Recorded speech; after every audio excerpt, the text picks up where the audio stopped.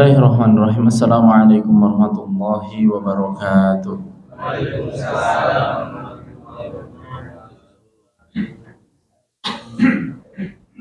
Alhamdulillahilladzi hadana li hadza wa ma kunna linahtadiya laula an hadana Allah. Asyhadu an la ilaha illallah wa asyhadu anna Muhammadan abduhu wa rasuluh. Allahumma shalli ala Muhammad wa ala ali Muhammad. Faya ibadallahu usikum wa nafsi bitaqwallahi faqad fazal muttaqun. Kama qala ta'ala fi kitabihil karim, a'udzu billahi minasy syaithanir rajim. Ya ayyuhalladzina amanu taqullaha wa qulu qawlan sadida yuslih lakum a'malakum wa yaghfir lakum dhunubakum wa may yuti'illaha wa rasulahu faqad faza fawzan 'azima. Amma ba'du. Alhamdulillahirabbil alamin. Bapak-bapak dan ibu, saudara-saudara sekalian, jemaah yang dirahmati Allah Subhanahu wa taala, senantiasa kita memuji dan bersyukur atas nikmat yang telah Allah berikan kepada kita. Sampai hari ini Allah masih menetapkan kita di atas keimanan, keyakinan di dalam hati kita, meyakini bahwasanya Allah lah satu-satunya zat yang berhak untuk kita sembah, kita ibadahi dalam segala bentuk, segala jenis, segala macam peribadahan dan persembahan-persembahan. Kita masih ditetapkan di atas keislaman dan juga keistiqomahan, mampu memenuhi setiap panggilan kebaikan, panggilan peribadahan kepada Allah Subhanahu wa taala. Dimudahkan langkah kaki kita untuk menunaikan sholat subuh berjamaah, menghadiri majelis ilmu. Mudah-mudahan nikmat ini menjadi tanda kebaikan yang Allah tetapkan pada diri kita.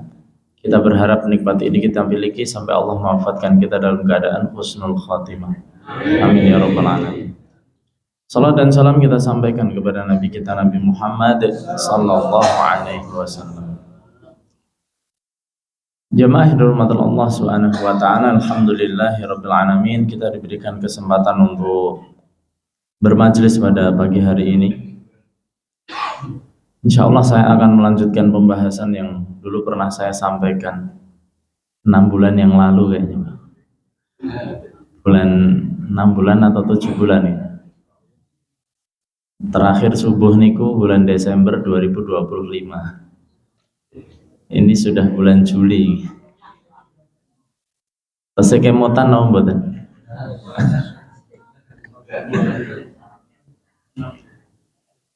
Dulu saya menyampaikan tentang ibadah hati,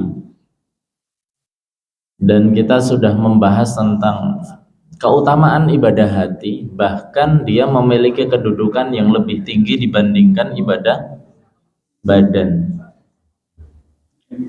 Karena jemaah yang dirahmati Allah Subhanahu wa taala,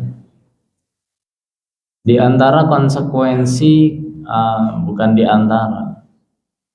satu hal yang sangat pokok, sangat mendasar, konsekuensi ketika kita mentauhidkan Allah.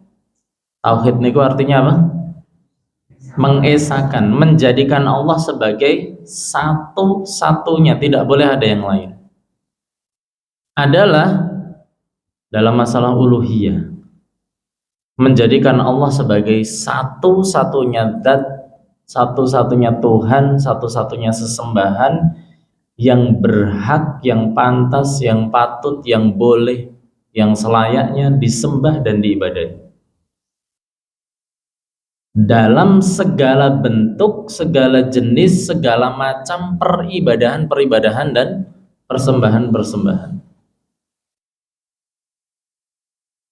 Artinya surat 18 ayat 110, faman kana yarju liqa'a rabbih falyamal amalan shalihan wa la yusyrik bi ibadati rabbih ahada. Dan hendaknya dia tidak berbuat kesyirikan dalam setiap bentuk, setiap jenis, setiap macam peribadahan kepada Allah dengan sesuatu apapun. Artinya kita harus memastikan, Bapak Ibu sekalian, ibadah yang kita lakukan tidak boleh tercampur dengan kesyirikan. Bisa dipastikan nomor mboten niki? Yakin? Masalahnya ibadah itu tidak hanya ibadah fisik saja, Bapak Ibu sekalian. Contoh, contoh ibadah niku apa? Apa? Sholat, terus berzikir, terus apa, Bu? Puasa, terus bekerja. Nah, itu ibadah fisik, Bapak Ibu sekalian. Iya betul? Sholat kelihatan, yang melakukan badan kita. Puasa, badan kita berpuasa. Zikir, lisan kita berzikir. Bekerja tadi itu juga aktivitas badan. Justru banyak cabang pembahasan dalam masalah ibadah, dan yang dibahas adalah ibadah hati, bukan ibadah badan. Bahkan di kesempatan sebelumnya kita sempat sebutkan, ibadah hati itu menjadi timbangan benar dan tidaknya ibadah badan.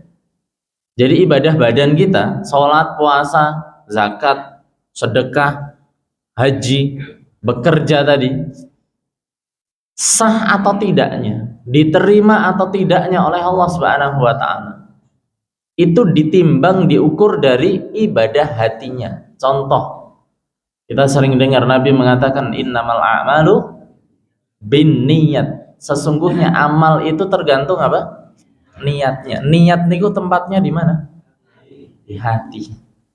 Ibadah apa yang nggak butuh niat kira-kira? Tidak ada. Semua ibadah membutuhkan niat, dan niat mahalluha al-qalbu, tempatnya di hati. Dan yang dituntut dari niat kita itu adalah niat keikhlasan. Ikhlas itu tempatnya di mana? Di hati, bukan di lisan. Oh ikhlas saya itu kesana lagi, saya ikhlas, itu bukan ikhlas, niku iklan niku. Woro-woro kesana kemari gitu. Karena ikhlas tempatnya di hati. Bisa dipahami sampai sini? Banyak cabang ibadah justru ibadah apa? Hati. Sampai pernah kita sebutkan di kesempatan sebelumnya, salah satu bentuk ibadah hati yang sering kita ikrarkan dalam setiap sholat kita, entah kita sadar atau tidak, atau entah kita paham maknanya atau tidak, iyyaka na'bud wa iyyaka nasta'in. Artinya apa, Bapak Ibu sekalian? Hanya kepada Engkau kami menyembah, beribadah, dan hanya kepada Engkau kami mohon pertolongan, minta pertolongan. Kata isti'anah, nasta'in, aku minta pertolongan, minta tolong, dijajarkan oleh Allah dengan kata na'bud, ibadah. Maknanya apa, Bapak Ibu sekalian? Isti'anah, minta tolong, itu adalah ibadah itu sendiri. Minta tolong itu bagian dari ibadah. Artinya kita tidak boleh sembarangan minta tolong. Kita berikrar setiap hari, hanya kepada Engkaulah kami minta pertolongan. Artinya satu-satunya zat yang menjadi tujuan kita, tempat kita untuk minta tolong, harusnya siapa? Allah, bukan dukun, mbah mang tulungi kulo mbah, bukan kuburan. Pak Kiai, loh Kiai ini sudah mati Bapak Ibu sekalian, sudah meninggal, tidak bisa ngendikan, lah kok dijak ngomong, lah kan kuburannya, apalagi kuburannya. Ada nggak orang begitu? Ada. Dan itu yang terikat apa jemaah? Hatinya. Kita minta tolong sama orang itu kan paling tidak kan kita percaya gitu. Kita yakin kira-kira orang ini bisa menolong kita. Kita tidak boleh sembarangan minta tolong. Faktanya minta tolong saja ibadah. Dan itu letaknya di hati, Bapak Ibu sekalian. Perasaan kita bergantung terhadap sesuatu. Padahal tempat kita bergantung satu-satunya yang mutlak hanya Allah Subhanahu wa taala. Artinya, kalau kita bisa memastikan bagian ibadah-ibadah fisik tadi, sholat, puasa, zakat kita sudah bersih dari noda-noda kesyirikan, bagaimana dengan ibadah yang lain tadi? Bagaimana dengan ibadah yang lain? Khususnya ibadah apa? Hati. Ibadah yang cenderung tidak kelihatan, sangat lembut tempatnya di hati yang kadang kita tidak sadar. Belum lagi nanti kalau kita membahas ibadah yang sifatnya mutlak, ibadah-ibadah umum. Contoh tadi yang disebutkan bekerja adalah ibadah. Jangan salah Bapak Ibu sekalian. Tiang niku syirik tidak harus ke dukun. Kita seolah-olah bisa memastikan, oh saya sholatnya nggih pun ikhlas, mboten macam-macam. Kita nggak datang ke kuburan, kita nggak percaya sama macam-macam. Tapi jangan salah, ada orang nyebrang jalan saja bisa syirik. Enten betul? Jangan nek ajeng lewat perempatan niki klakson ping 3. Mungkin nek mboten sing nunggu biasanya nesu niku. Mungkin ciloko. Ada nggak mitos seperti itu? Orang nyebrang tinggal nyebrang loh, kok ndadak pakai sesuatu yang diyakini gitu kan. Ada pohon, kulon nuwun Mbah derek langkung. Nah, Mbah sinten niku sing. Kalau kita ingin mendapatkan kebaikan, keselamatan, ingin dihindarkan dari keburukan, dari musibah, kecelakaan, bencana misalnya, minta sama siapa? Allah. Senes sama mbah-mbah ingkang boten ketinggal tadi. Tapi itu ada enggak Pak di kita? Nah, dan itu adalah bagian dari syiriknya hati. Bergantungnya hati kita, takutnya hati kita, memintanya hati kita terhadap kebaikan yang kita inginkan atau keburukan yang ingin kita hindarkan kepada selain Allah Subhanahu wa taala, dan itu masuk dalam perkara kesyirikan, dan itu bagian dari ibadah yang harus kita pastikan kemurniannya hanya untuk Allah Subhanahu wa taala. Terakhir sebelum kita masuk ke pembahasan Bapak Ibu sekalian, ibarat ini di gelas ini ada air putih, air mineral nih. Satu gelas saja kemasukan kotoran cicak. Kerso nguncuk napa mboten? Mau minum enggak, Pak? Saestu. Kalau dalam hukum fikih niku, air itu dikatakan rusak kalau ada salah satu di antara 3 sifatnya rusak. Warnanya berubah, baunya berubah, rasanya berubah. Kalau di antara 3 sifat ini ada yang berubah, air dikatakan rusak. Makanya air dalam jumlah besar, air yang mengalir, meskipun terkena najis sekalipun, selama airnya itu tidak berubah dari asalnya, hukumnya tetap suci.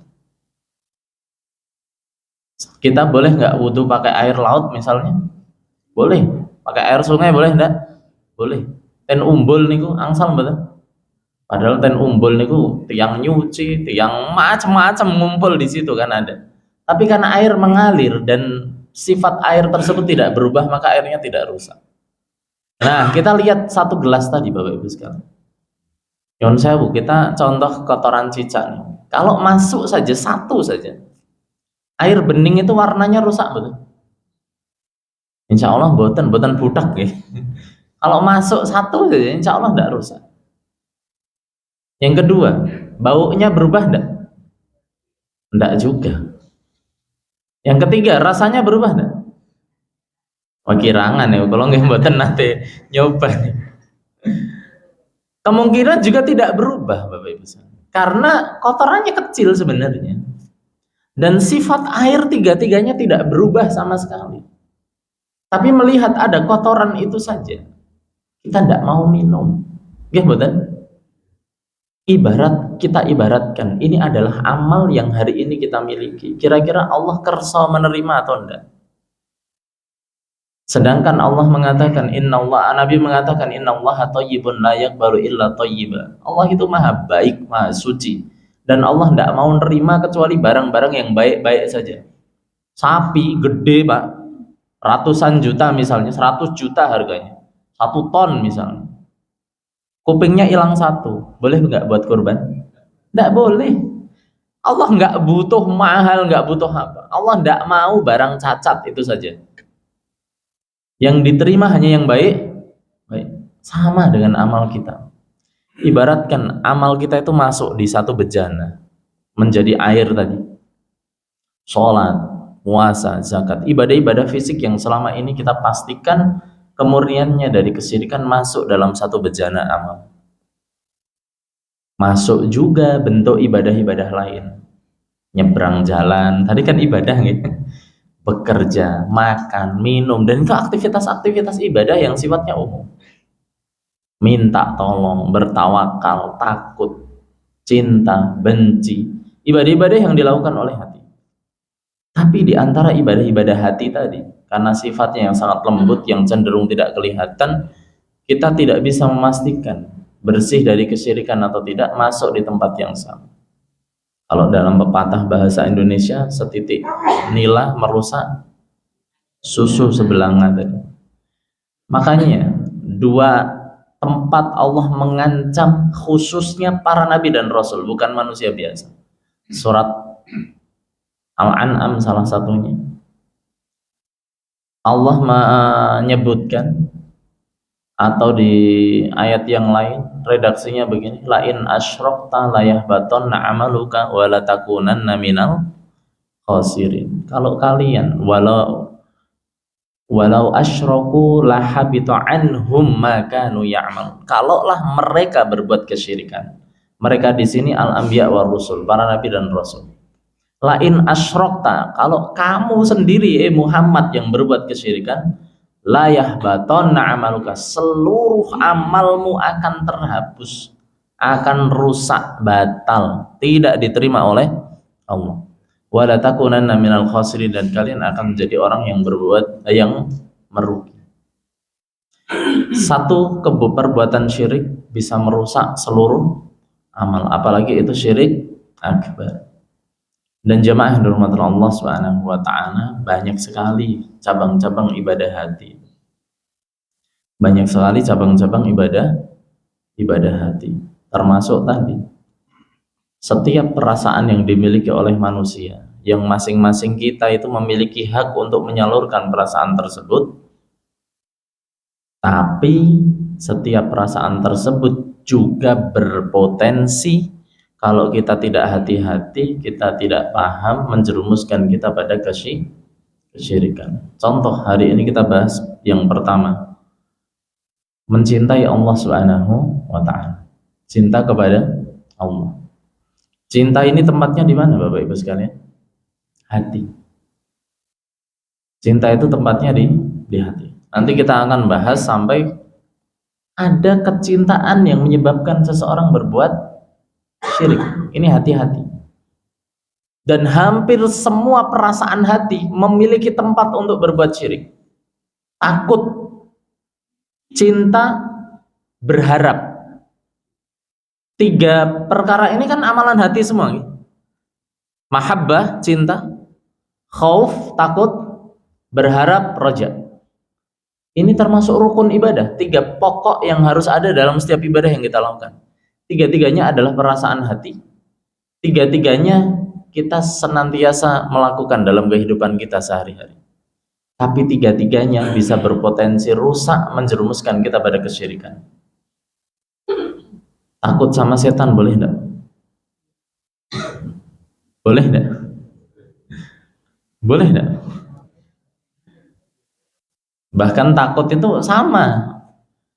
Kalau sifatnya fitrah, naluriyah, bawaan alami makhluk yang kecenderungan memiliki rasa takut, maka boleh-boleh saja. Takut sama kecoa, takut sama ular, kan gitu nggih? Takut sama macan, boleh enggak?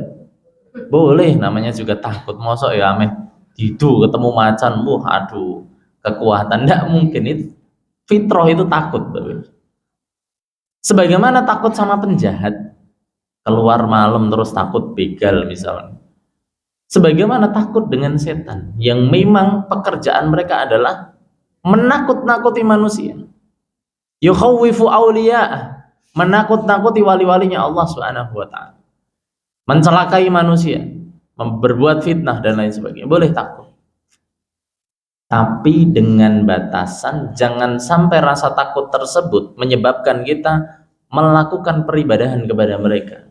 Dan Allah mengatakan, fala takhafuhum wa khafuni in kuntum mu'minin. Maka jangan takut kepada mereka, takutlah kalian kepadaku kalau kalian benar-benar beriman. Dalam arti kita tidak boleh takut kepada setan tuh maksudnya bagaimana? Kita mengagungkan mereka, melaksanakan perintah-perintahnya mereka, sampai akhirnya membuat ritual peribadahan kepada mereka, kepada setan. Enten boten ngaten iki? Piknik dan parang tritis. Katanya ndak boleh pakai. Alasannya apa, Pak? Alasannya apa? Mungkin ndak diculik Nyi Roro Kidul kan? Berarti Nyi Roro Kidul ndak suka ada orang pakai baju hijau gitu. Takut sama setan. Sampai akhirnya saking takutnya tiang niku jan boten berani, ndak berani gitu. Enten boten yang berani ngoten. Mang Cobi besok kalau piknik ke sana. Ini hanya contoh ringan gitu. Rasa takutnya manusia terhadap sesuatu, apalagi tadi khususnya setan, menyebabkan dia tunduk patuh melakukan perkara-perkara yang diinginkan oleh setan atau meninggalkan perkara yang tidak disukai oleh setan. Terlepas sebenarnya ada teori pendukung, teori ilmiahnya. Kenapa? Sebenarnya tidak hanya baju hijau. Baju-baju yang menyamarkan warna kita dengan air laut, sehingga nanti kalau terjadi kecelakaan, misalnya kalau pakai baju oranye merah itu kan langsung kelihatan, wah ada orang. Itu fakta ilmiahnya begitu. Tidak hanya di laut, di alam bebas, di gunung, macam-macam itu kan pakaian-pakaian sekarang yang serba yang warna terang-terang. Kalau hijau tersamarkan dengan daun-daun. Jadi kalau ada orang hilang susah nyarinya.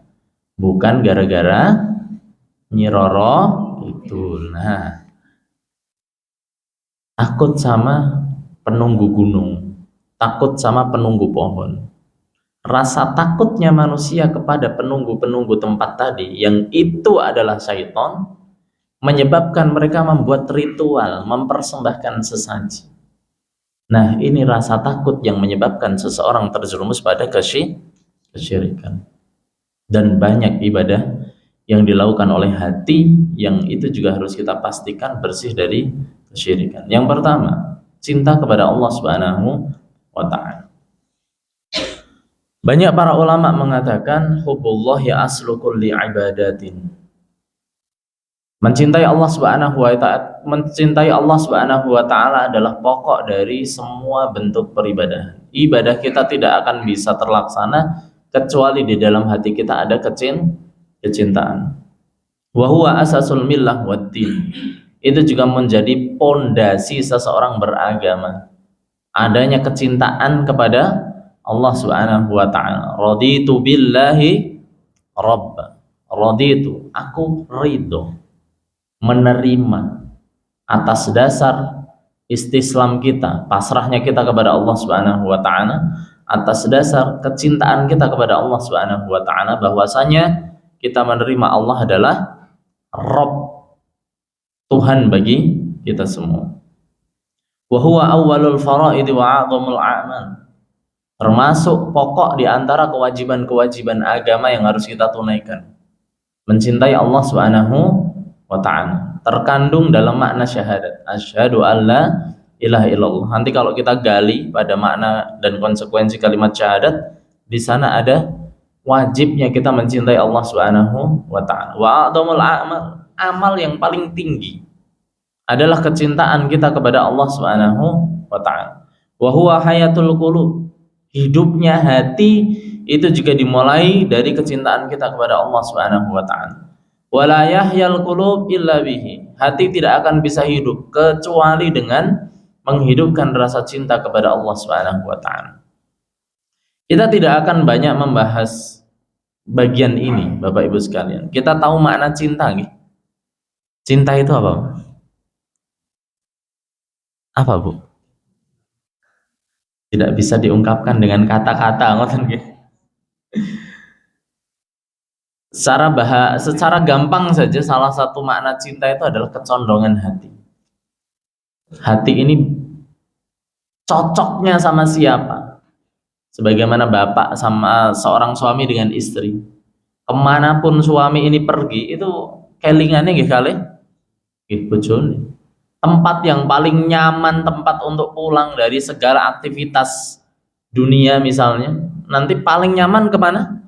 Ke istrinya gitu.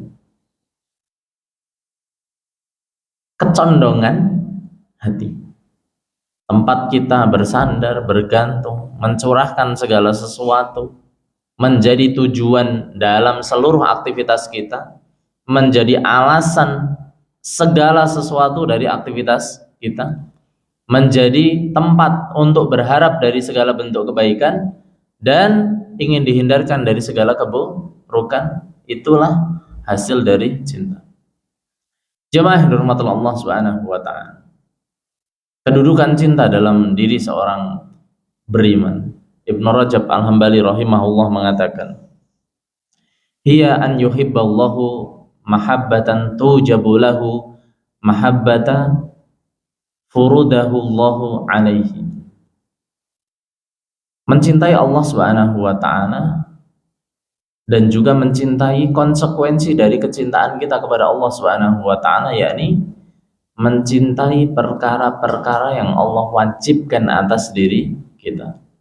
Wa bughdu ma harramahullahu alaihi, membenci segala sesuatu yang Allah haramkan atas diri kita. Wa mahabbatur rusulahu, mencintai rasul-rasulnya. Wa taqdimu mahabbatur rusulih ala mahabbati li nafsi wa ahli wa malihi, mendahulukan kecintaan kepada para rasulnya, kepada Nabi sallallahu alaihi wasallam, melebihi kecintaan terhadap diri kita, keluarga kita dan juga harta kita. Sampai-sampai di dalam surat An-Nisa ayat 65, Allah menjadikan keberpasrahan kita kepada Allah dan Rasulnya itu menjadi benarnya keimanan kita kepada Allah Subhanahu wa ta'ala. Fala wa rabbika, maka tidak demi Tuhanmu, la yu'minuna, tidak sah keimanan mereka, hatta yuhaqqimuka fima syajara bainahum, sampai mereka menjadikanmu hakim, pemutus perkara atas segala sesuatu yang terjadi di antara mereka. Thumma la yajiduna fi anfusihim haraja, sampai tidak didapati dalam hati mereka perasaan gelisah, gundah gulana, tidak terima. Jadi orang ini, nah itu namanya berarti ada kebencian. Kita kalau sudah cinta sama seseorang, apapun yang menjadi keputusan orang tadi, kita akan ikut.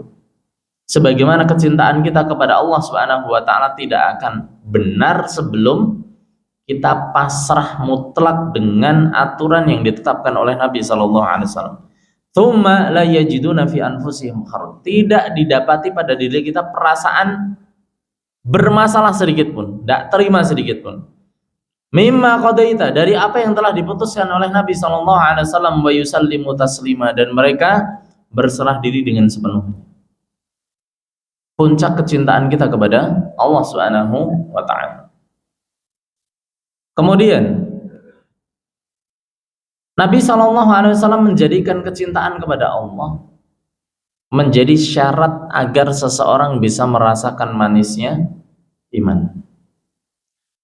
Salah satu man kunna fihi wajada bihinna halawatal iman. Ada 3 perkara yang kalau seseorang memiliki 3-tiganya, maka dia bisa merasakan manisnya keimanan. Manisnya keimanan itu dibuktikan dengan apa? Dirasakan dengan apa? Ketika seseorang merasa nikmat dalam beribadah, tidak lagi merasa kepeksa. Rasa-rasanya itu berat kalau melakukan ibadah. Itu berarti belum merasakan manisnya iman. Sebagaimana Bapak Ibu sekalian hari ini, pagi ini bisa berangkat ke masjid. Itu kan perjuangannya luar biasa nggih sebenarnya. Tapi kok rasanya enteng. Nah, itu tanda adanya manisnya iman. Bahkan ada kehilangan dalam diri kita kalau tidak ke masjid. Bahkan tidak cukup sampai di situ. Seseorang bisa menanggung beban yang berat dalam melakukan ibadah. menghadapi cobaan misal, ya biasa saja gitu. Menanggung beban yang berat dalam menunaikan ibadah. Apa? Yang pertama, an yakunallaha wa rasulahu ahabba ilaihi mimma siwahuma. Menjadikan Allah dan Rasulnya sebagai sosok yang dia cintai, dia utamakan kecintaannya dibandingkan apapun siapapun di muka bumi ini. Sampai-sampai Umar bin Khattab yang mengatakan kepada Nabi SAW, ya Rasulullah, engkau lebih aku cintai dari siapapun di dunia ini setelah diriku. La ya Umar, enggak gitu yang benar. Yang benar Nabi mengoreksi, harusnya Nabi dicintai lebih dari siapapun, bahkan dirinya sendiri. Kemudian Umar mengkoreksi kalimatnya. Sekarang engkau adalah sosok yang lebih aku cintai dibandingkan siapapun, bahkan diriku sendiri. An yakunallaha wa rasulahu ahabba ilaihi mimma siwahu. Menjadikan Allah dan Rasulnya sebagai sosok yang dia cintai melebihi kecintaannya terhadap apapun siapapun di muka bumi ini. Yang kedua, an la yuhibbal mar'a la yuhibbuhu illa lillah. Tidaklah kita mencintai sesuatu kecuali dengan alasan kecintaannya karena Allah. Kalau tadi di awal saya sebutkan cinta itu adalah kecondongan. Makna hadis ini pada poin yang kedua ini adalah seseorang menjatuhkan pilihan dalam segala hal, alasannya mesti satu. Kira-kira Allah suka atau enggak? Itu. Dulu milih perumahan di sini, alasannya kira-kira apa? Dan setiap pilihan yang kita pilihkan dalam diri kita, pastikan harus ada kira-kira Allah kerson apa boten, Allah ridho atau enggak. Dan itu harus kita tanamkan pada anak kita. Mau sekolah di mana, Dik? Mau kerja di mana, Nak? Tanya pada dirimu. Kalau kamu sekolah di situ, kalau kamu kerja di situ, kalau kamu nikah sama orang yang kamu cintai itu, tanyakan pada hatimu, kira-kira Allah ridho atau enggak? Itu tanda bahwa an la yuhibbal mar'a la yuhibbuhu illa lillah. Tidaklah seseorang itu mencintai sesuatu kecuali kecintaannya alasannya karena Allah Subhanahu wa taala. Karena mustahil Bapak Ibu sekalian ngaku cinta kepada Allah di saat yang sama melakukan perkara-perkara yang dibenci sama Allah. Seorang istri saja doyan pedes, bapaknya ndak doyan pedes. Ngalah-ngalahin apa? Sok-sok masak 2 kali nggih Bu nggih. Yang satu ndak pedes buat bapaknya, nanti masak sendiri yang pedes. Ndak mungkin gelem panganan ra gelem ya lunga gitu. Ndak mungkin. Akan melakukan sesuatu yang dicintai oleh pasangannya, dan mustahil dia akan melakukan sesuatu yang terang-terangan melanggar. Tahu bapaknya itu tidak suka duren, ibunya gara-gara suka duren langsung buka di tengah meja rumah, saomah mambu duren. Bapaknya masuk, wah ngejak perang mana. Ini kan orang nggak sopan namanya kan, ngoten nih. Karena konsekuensi mencintai Allah Subhanahu wa taala adalah kita akan mencintai apa-apa yang Allah cintai dan akan membenci segala sesuatu yang Allah benci. An la yuhibbal mar'a la yuhibbuhu illa lillah. Tidaklah kita mencintai sesuatu kecuali alasan kecintaan tersebut juga karena kita mencintai Allah. Yang ketiga, an yakraha an ya'uda ilal kufri ba'da an anqadahu Allahu minhu kama yakraha an yugdafa finnar. Perasaan benci kembali pada kemaksiatan setelah Allah memberikan hidayah kepadanya, sebagaimana dia juga benci kalau dimasukkan ke dalam neraka. Bisa dipahami ya sampai di sini? Kita lihat jamaah yang dirahmati Allah Subhanahu wa taala. Bagian yang sangat penting dalam pembahasan ini, nanti sebenarnya ada ya tanda-tanda seseorang itu betul mencintai Allah Subhanahu wa taala. Misalnya, tanyakan pada diri kita indikator benar dan tidaknya kecintaan kita kepada Allah. 1. Mencintai apa-apa yang Allah cintai, membenci apa-apa yang Allah benci. Yang kedua, beritibak kepada Nabi SAW. Surat Ali Imran ayat 31. Qul in kuntum tuhibbunallaha fattabi'uni. Kalau kalian ngaku-ngaku cinta kepada Allah, buktikan, ikutilah aku. Diikuti siapa?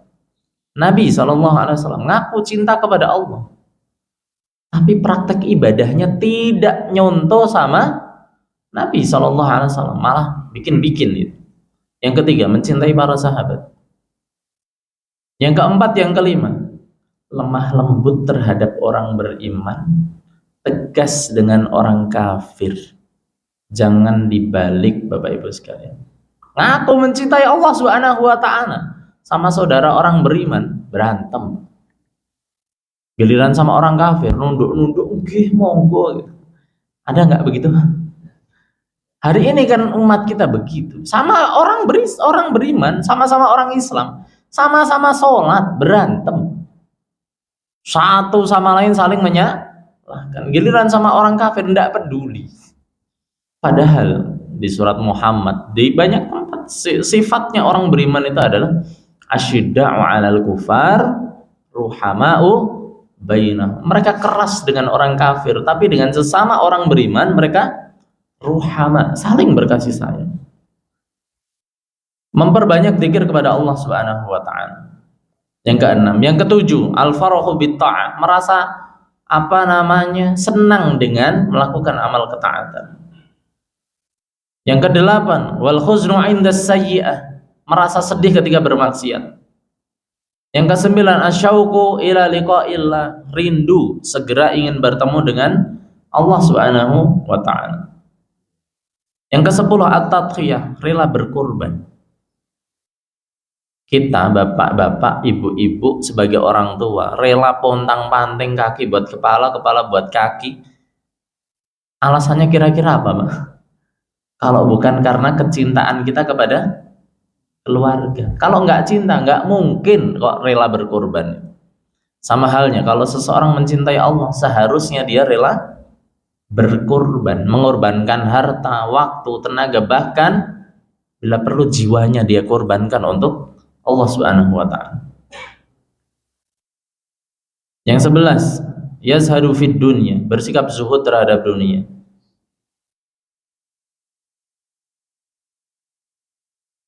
Yang ke-12, alla ya'manu min makrillah, tidak merasa aman dengan ancaman dari Allah Subhanahu wa ta'ala. Yang terakhir, jemaah yang dirahmati Allah Subhanahu wa ta'ala, kita lihat macam-macam cinta yang dimiliki oleh manusia. Nah, ini poin yang sangat penting supaya kita bisa memilah, mengklasifikasi dan memanajemen perasaan cinta yang kita miliki. 1. Al-mahabbah at-tabi'iyah, cinta yang sifatnya fitrah, naluriah, bawaan alami. Setiap makhluk, tidak hanya manusia. Bahkan ayam itu kalau telurnya kita ambil, matok enggak itu? Modal nih, marah karena dia merasa dia mencintai anak-anaknya itu. Ini bakal jadi anak. Itu fitrah yang Allah tempatkan pada setiap makhluk, memiliki rasa cinta terhadap apa-apa yang dia miliki. Sampai di sini hukumnya boleh kita mencintai suami misalnya, kita mencintai pasangan kita, anak-anak kita, sebagaimana Allah Subhanahu wa ta'ala juga mengatakan di surat Luqman itu, wasaynal insana biwalidayhi ihsana, berbuat baik kepada orang tuanya, orang tua yang kita cintai. Nabi SAW mengajarkan khairukum li ahli, sebaik-baik kalian adalah orang yang paling baik terhadap keluarga, menunjukkan rasa cinta. Pergauli mereka dengan baik, ini boleh. Wahia al-mahabbatu al-fitriyah, cinta yang Allah jadikan sebagai fitrah, kama habbatil walidaini waz zaujah wal abna wal mal wa ta'am wasyarab, sebagaimana seseorang memiliki kecenderungan mencintai orang tuanya, pasangannya, anaknya, harta. Bahkan seseorang bisa memiliki kecenderungan cinta terhadap satu jenis makanan atau minuman tertentu, atau barang-barang tertentu, hobi burung, hobi miara mobil, hobi mobil, motor, ngoleksi, macam-macam itu. Kecintaan terhadap barang-barang tadi itu fitrah dan hukumnya boleh. Bisa dipahami ya? Kita tidak boleh mengharamkan sesuatu yang Allah fitrahkan. Tidak boleh mengharamkan. Yang penting kita bisa bertanggung jawab dengan kecintaan tersebut. Yang kedua, cinta yang sudah mulai berubah, hukumnya wajib. Tidak hanya boleh, tapi wajib. Kalau tidak ada cinta dalam diri kita, wajib belajar, wajib menumbuhkan rasa cinta tersebut. Apa itu? Cinta kepada Allah Subhanahu wa ta'ala. Mahabbatullah wa aslul iman wa tauhid. Karena mencintai Allah Subhanahu wa ta'ala menjadi pondasi dari keimanan dan ketauhidan kita. Wa hiya an yuhibbullahu hatta la tabqa dzarratan min dzarratil hubbi illa wa qad tawajjahat ila Allah. Yakni mengerahkan segala bentuk rasa cinta yang kita miliki hanya kepada Allah Subhanahu wa ta'ala sampai tidak tersisa sedikit pun cinta kecuali hanya untuk Allah Subhanahu wa ta'ala. Sampai akhirnya konsekuensinya tadi, dia mencintai apa-apa yang Allah cintai, dia membenci segala sesuatu yang Allah benci, menjatuhkan setiap pilihan pada perkara-perkara yang hanya Allah cintai saja. Mustahil seseorang ngaku mencintai Allah tapi dia melakukan perkara-perkara yang dibenci oleh Allah. Dibenci itu dalam bahasa Arab, bahasa Arabnya apa? Dibenci itu kan bukan haram ya. Kalau haram kan dilarang. Ini dibenci loh. Bahasa Arabnya apa kalau dalam fikih? Makruh. Nah, lah kan cuma makruh mas, justru makruh itu dibenci, Pak. Kalau dibenci, misalnya istri kita melakukan sesuatu yang kita benci, kita suka atau enggak? Enggak suka. Terus istri bantah, lah kan cuma makruh Pak, enggak haram. Marah enggak kita? Hari ini banyak orang beralasan gara-gara cuma makruh, bukan haram. Makruh itu untuk ditinggalkan, bukan untuk beralasan. Mustahil, kecuali dipertanyakan kecintaannya kepada Allah Subhanahu wa ta'ala. Yang ketiga, cinta yang haram. Ada cinta, ini perasaan yang melekat pada kita, tapi dihukumi apa? Haram, tidak boleh ada cinta bagian ini. Kapan cinta ini bisa berubah haram? Al-mahabbatu li ajli atidunya. Cinta yang orientasinya keduniaan.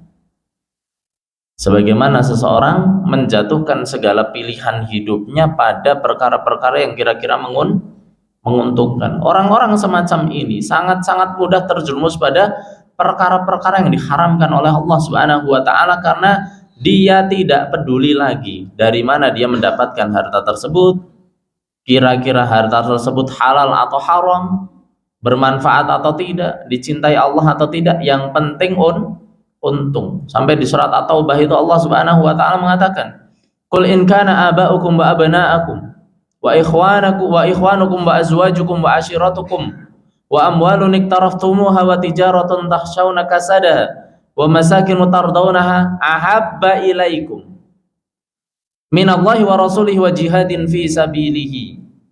Katakanlah wahai Muhammad kepada mereka, kalau mereka lebih mencintai keluarga, anak, istri, saudara, harta, perusahaan, tempat tinggal, mereka lebih cintai itu semua dibandingkan Allah dan Rasulnya dan berjihad fi sabilillah, fatarabbasu hatta ya'ti Allah bi amrih. Tunggu sampai Allah menetapkan adab kepada mereka.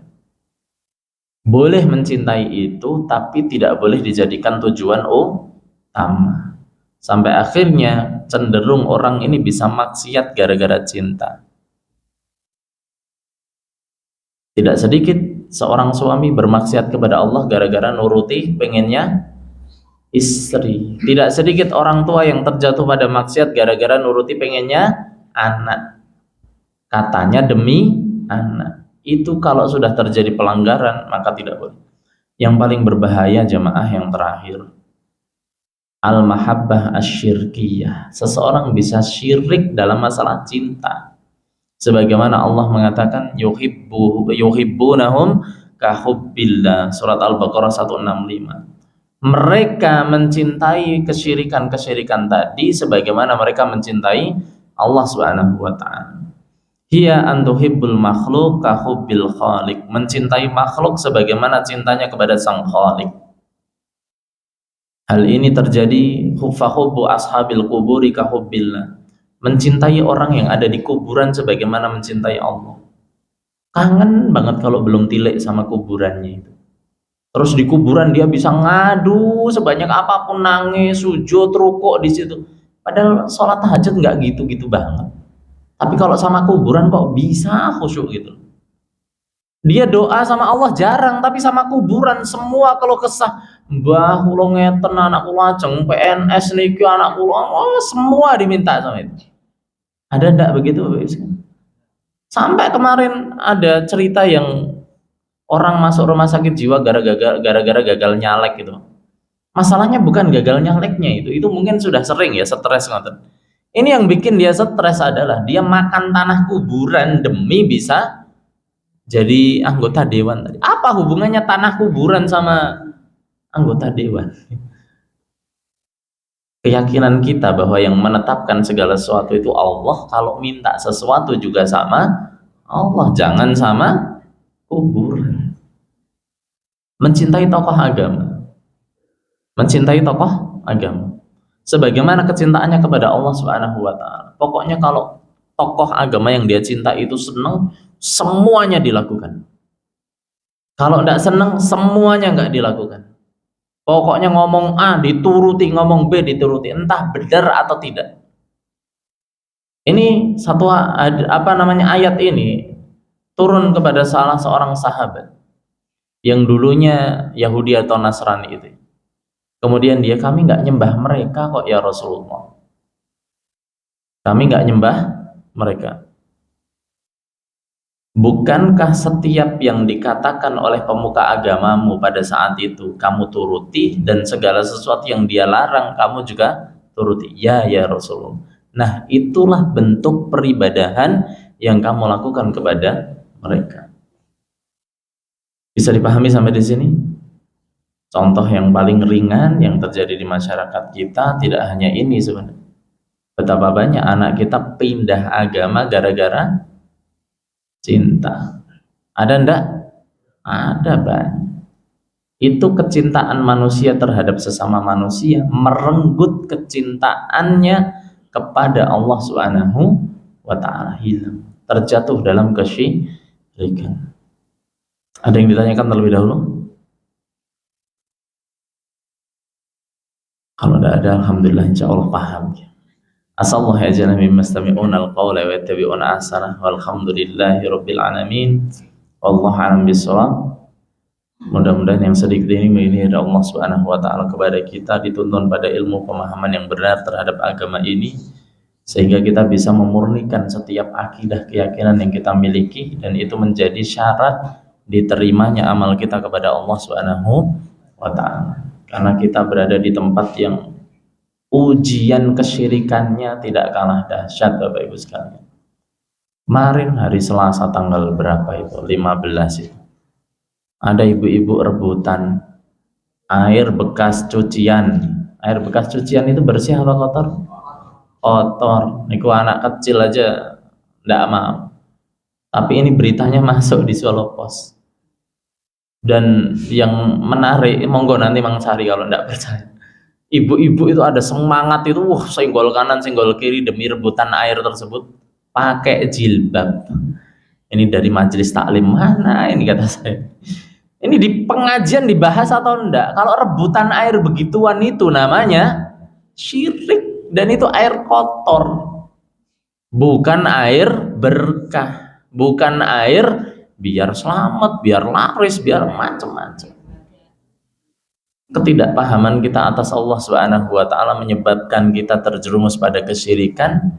Kita berharap bukan lagi kepada Allah, tapi dengan air kotor. Kok ya mau gitu loh. Allah alam bisawab, kurang lebihnya mohon maaf. Assalamualaikum warahmatullahi wabarakatuh.